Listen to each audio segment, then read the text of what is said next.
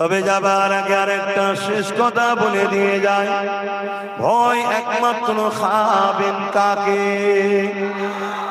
আওয়াজ দিয়ে বলুন কাকে? এই নামটা এত আওয়াজ নিন, জালিমরাও যেন ভয় খায় কাকে?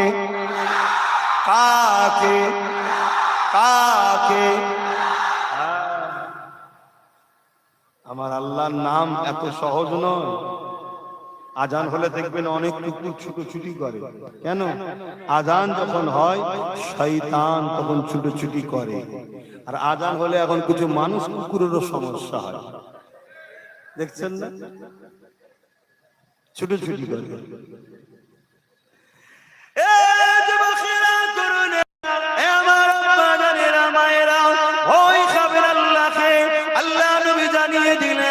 সময় আসবে আমার উম্মতেরা প্রচুর মার খাবে।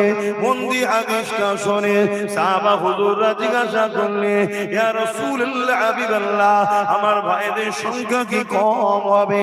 আল্লাহ নবী বললেন, না, সংখ্যা তাদের কম হবে না। নবী বলেছে সংখ্যা কম হবে না, আমাদের সংখ্যা কি কম? যদি কম হতো তাহলে নাম বাদ দিতে লাগতো। তো জানে নাম বাদ না দিলে আসতে পারবে না, নাম বাদ।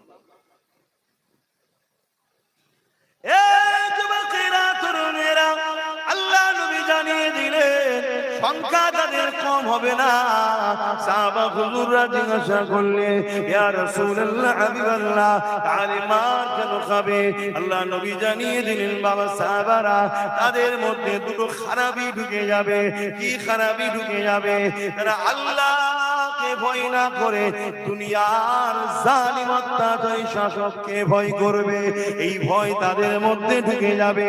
এ যুবকেরা, তরুণেরা, বাপেরা, তাহলে আমাদের মধ্যে ভয় করা দরকার ছিল আল্লাহ, কিন্তু আমার রাসূলুল্লাহর হাদিস মিলে গেল।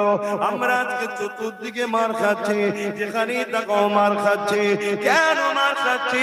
নবী পাক জানিয়ে দিলে তাদের অন্তর থেকে আল্লাহর ভয় বেরিয়ে যাবে, দুনিয়ার জালিম শাসকের ভয় ঢুকে যাবে। আমাদের অন্তরে জালিম শাসকের ভয় ঢুকেছে না ঢোকেনি?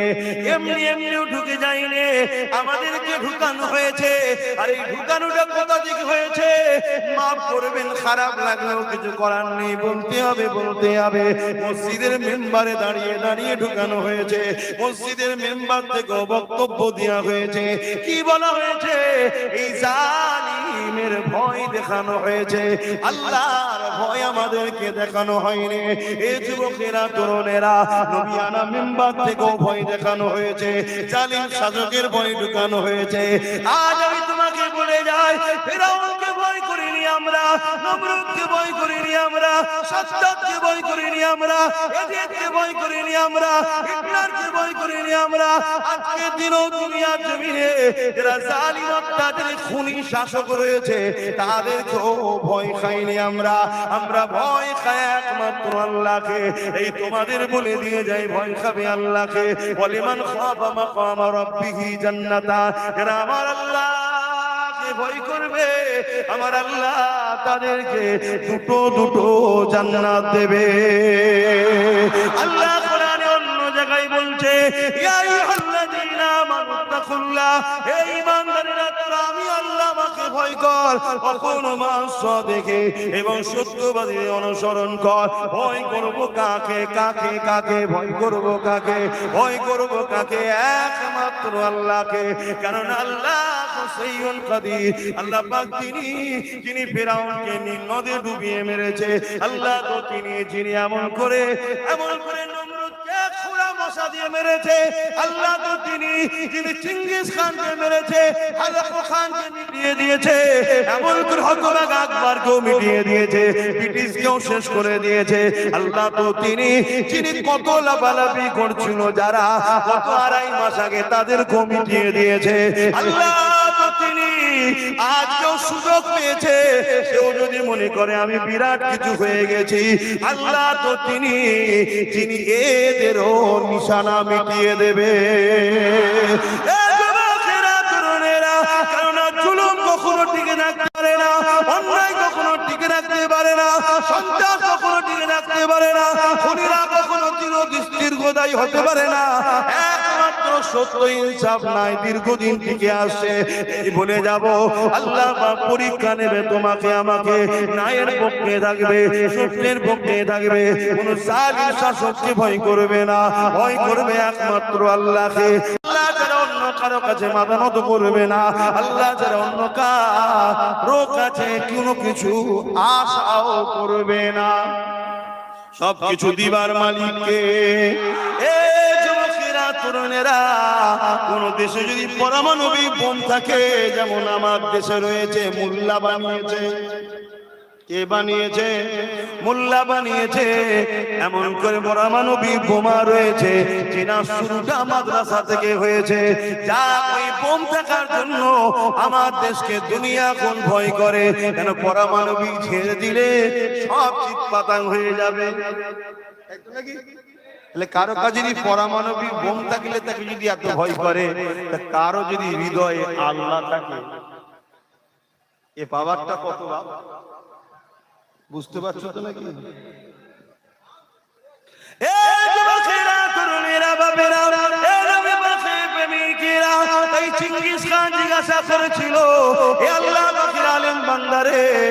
এতগুলো বাচ্চাকে মেরে ফেললাম, কই তোমাদের তো ভয় লাগছে না কেন? ওই সময় তারা বলেছিল, আমাদের হৃদয়ে এমন একজনের ভয় রয়েছে, এখানে অন্য কারো আর ভয় স্থান পায় না। সেটা কে? উলামারা বলেছিলেন, তিনি হলেন আমাদের স্রষ্টা আল্লাহ। এই যুবকেরা, তরুণেরা, চিঙ্গিস খান রেগে গেল, রেগে গিয়ে বলতে লাগলো, এ জাল্লাদ, আলেম গুলো ধর থেকে কল্লা আলাদা করে দে, কত জ্বালিয়েছে আমাদেরকে দেখো, কিন্তু আমরা কাউকে জ্বালাইনি রে বাবা। অনেকে মিথ্যা ইতিহাস শোনাচ্ছে দুনিয়াকে, তার ভিতর নেই, তার লেজও নেই, আগাও নেই, কিছুই নেই। এই যুবকেরা চিঙ্গিস খান যখনই হুকুম করে দিল, কতল করা শুরু হয়ে গেল। একটার পর একটা আলেমের ধর থেকে কল্লা আলাদা হতে লেগেছে, আলাদা হতে লেগেছে। এই প্রথম কাতারেতে একজন বুজুর্গ আলেম ছিলেন, তিনি প্রথম কাতার থেকে দ্বিতীয় কাতারে চলে গেলেন। দ্বিতীয় কাতারে যখন অনুভব চলে যেতে লেগেছে, চিঙ্গিস খান দেখে নিয়েছে, কিন্তু কিছু বলল না। ৯৯ জন প্রথম কাতারে আলেমকে কতল করে দেওয়া হলো, কারণ একজন তো দ্বিতীয় কাতারে চলে গেছে। এখন দ্বিতীয় কাতারে ১০১ জন হয়ে গেছে।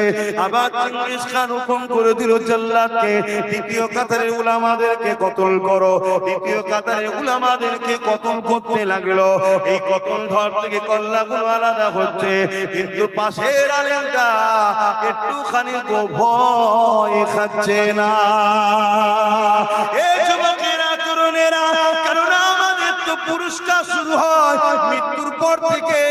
এই শাহাদাতের মরণ, এটা সব থেকে বড় নিয়ামতের মরণ। কেন? যারা শহীদ হয়, আল্লাহ তাদেরকে বেহিসাব জান্নাতি বানায়। এই যুবকেরা, তরুণেরা, বাপেরা, আমার নবী পাকের গোলামেরা, শুনে রেখে দাও, ও নবী পাকের দিবানারা, এইভাবে দ্বিতীয় কাতারে যখন উলামাদেরকে কতল করছে, ওই প্রথম কাতারের বুজুর্গ উলামাটা দ্বিতীয় কাতারে চলে গেল। দ্বিতীয় কাতারে যখন যেতে লেগেছে, ওই সময় দ্বিতীয় কাতারেও ১০০ জনকে কতল করে দেওয়া হলো। দ্বিতীয় কাতারে এখন ১০১ জন রয়েছে। চিঙ্গিস খান আগিয়ে এসে ওই বুজুর্গ উলামার সামনে দাঁড়িয়েছে, বলতে লেগেছে, এবারে তুমি কোন কাতারে যাবে? প্রথম কাতার থেকে দ্বিতীয় কাতার, দ্বিতীয় কাতার থেকে তৃতীয় কাতার, এখনো সময় আছে, আমাদের দিকে চলে আসো, এবারে তুমি কোথায় যাবে বলো। ওই সময় বুজুর্গ উলামা কি বলেছিলেন? হে চিঙ্গিস খান, আমার আল্লাহ আছে। আরো জোরে সুবহান।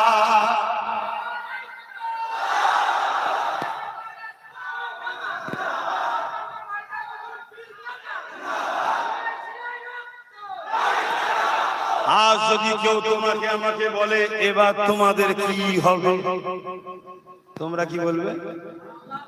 ধরে বলো। কিন্তু এইটা তো আজকে বলছো, হাকিকাতে বলো। টিপার সময় মনে থাকে যে আল্লাহ আছে? তখন খেয়াল থাকে? তখন তো এক জালিমের হাত থেকে বাঁচার জন্য আর এক জালিমের সাথ দাও। এতদিন আমরা ইসলামের গোপন দুশমনদের সাথ দিয়েছি। বলো বলো বলো, দিয়েছো না দিওনি? স্বীকার করো। এতদিন আমরা ইসলামের গোপন দুশমনদের সাথ দিয়েছি। হ্যাঁ, ইসলামকে আঘাত দেয় যারা, এদের কাছে প্রিয় তারা। বিগত দিনও এমন অনেক চরিত্রহীন জালিমদের ঘরে নিয়ে এরা হুড়োহুড়ি করেছে না করে, আবার নতুন করে হুড়োহুড়ি করতে চাইছে। কারণ কি? ইসলামকে আঘাত দেয় যারা, ইসলামের দুশমনদের আপনজন তারা। এটা কমন ব্যাপার, এটা বুঝতে এত দেরি হয়?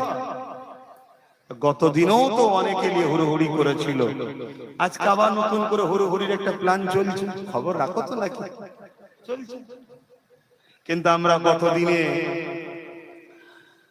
কি বলে বন্ধু সেজে গোপন দুশমনকে সাথ দিয়েছি না দিইনি?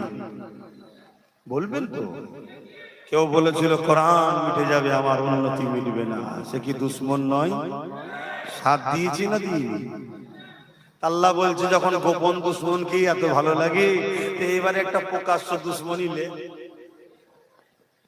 সামনে দিয়েছে, এসেই বলছে খাওয়া বন্ধ।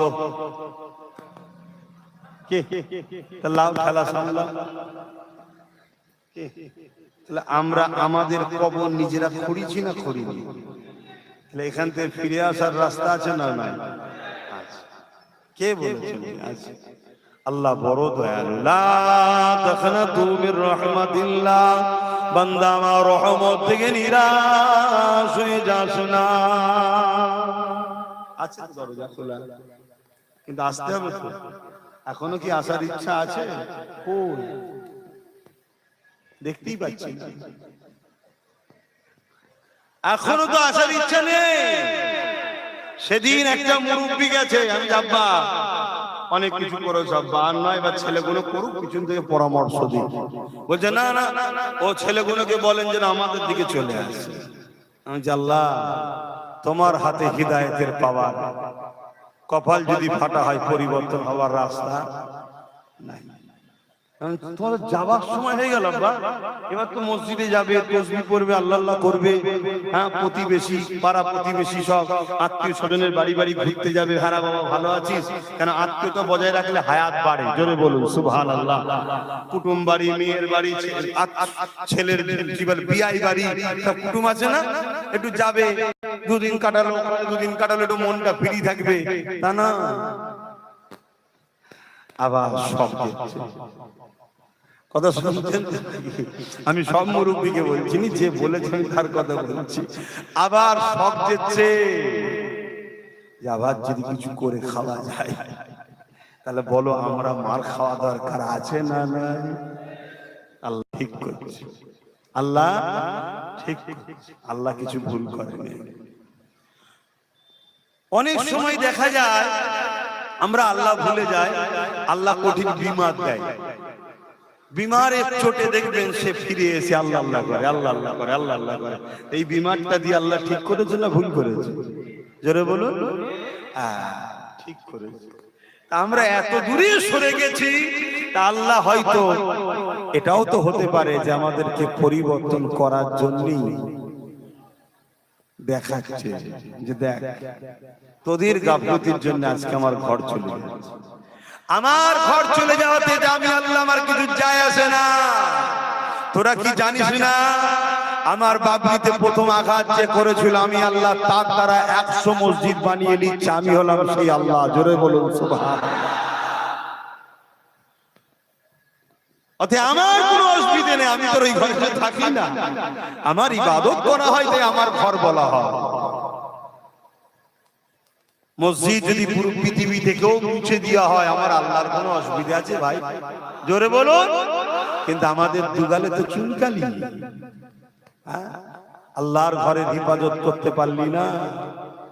আর এই হেফাজতের জন্য সর্বপ্রথম যে দায়িত্বটা হলো, সেই দায়িত্বটা হলো নিজেকে মসজিদের সঙ্গে জুড়ে রাখা। আমরা তো রাখি না, বলেন ভুল বলছি? মসজিদ গুলো গেলে দেখলে কি দেখা যায়? কেউ লাঠি ধরে, কেউ বেঁকে গেছে, কেউ টেরে গেছে, সেইগুলো কি হাজির। বলেন ভুল বলছি? তাহলে যে সমাজের যুব সমাজ তার মসজিদ থেকে দূরে সরে আছে, ওই মসজিদকে তো টার্গেট করাই হবে। ধরুন আপনাদের এলাকার কোন একটা জায়গা ওই জন জলগোল ফেলে এমনি পড়ে আছে, লোক যে নোংরা ফেলে, উচনা ফেলে, দোকানের জিনিসপত্র সব বাড়তি জিনিসগুলো যে ফেলে, কেউ যোগাযোগ নেই, দেখার নেই, পরিষ্কার পরিচ্ছন্ন নেই, তদারকি করার কেউ নেই। স্বাভাবিক ওই জায়গার দিকে জমি হাঙরদের নজর পড়বে না? পড়বে না? এই জায়গাটার মনে হয় কেউ মালিক নেই, এটা দখল করে। ঠিক তেমনই মসজিদ গুলোতে আমাদের যুব সমাজ না যাওয়াতে আজকে মসজিদের দুশমনদের নজর পড়েছে। কথা বুঝছেন না?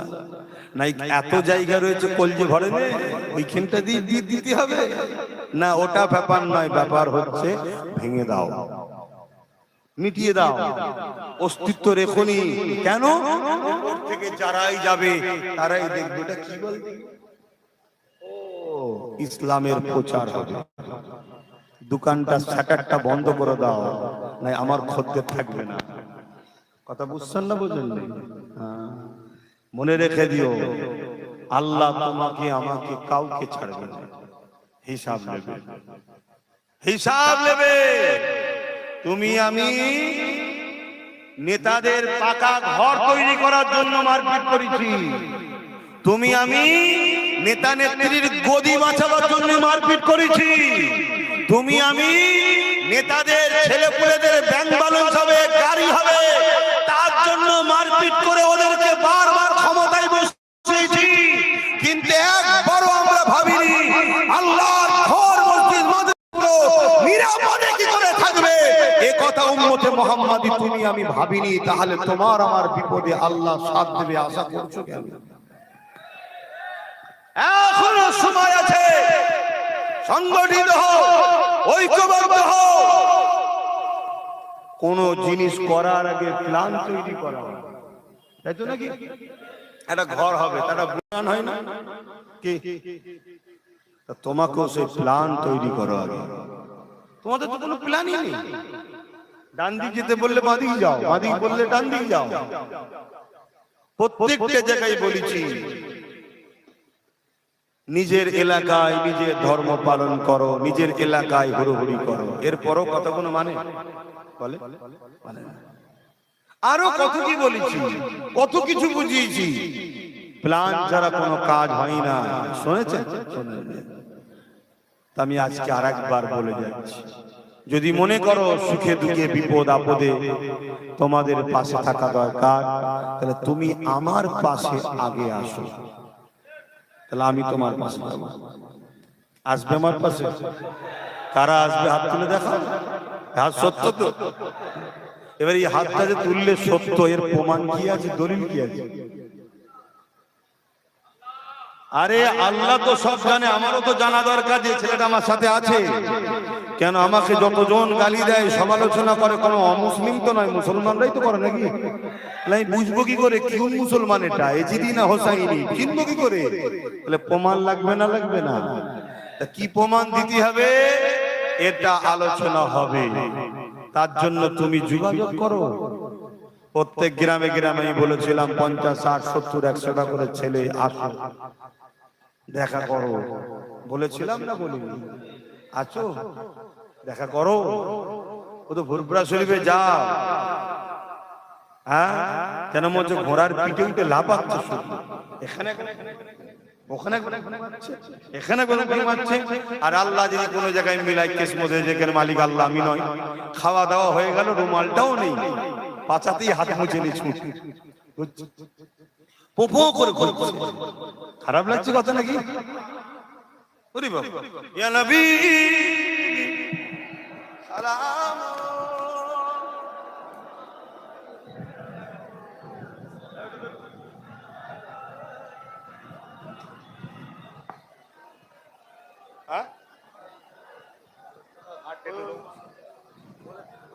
বলো,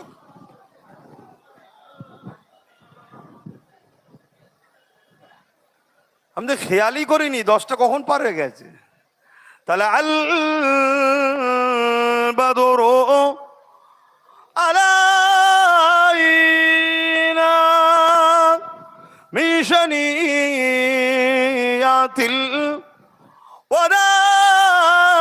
ওয়াদাই ওয়াজাবা শুকরা আলাইনা মাদাগা লিল্লাহ আহিদাই ইয়া নবী সালামুন ইয়া রাসূল